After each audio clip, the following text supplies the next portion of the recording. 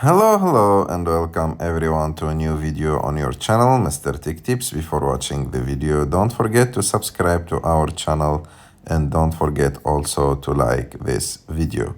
In today's video, I will show you how to see your liked videos on Instagram. To do this, you just need to go to Instagram, open the app. After that, click on your picture on the bottom right of the screen.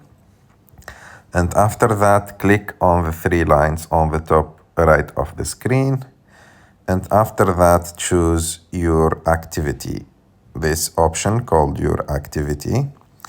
And after that, you will see here the first option called likes. Click on it and wait for a few seconds.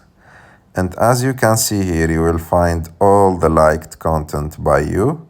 You just need to go to the list on the top of the screen, and where you can see all content types, click on it and let only reels uncheck posts and leave only reels checked and click on apply. And as you can see here, I can see now only the videos that I liked on the app. And like that, you can see all the liked videos on your Instagram. And if you want to unlike any video, you can unlike it easily.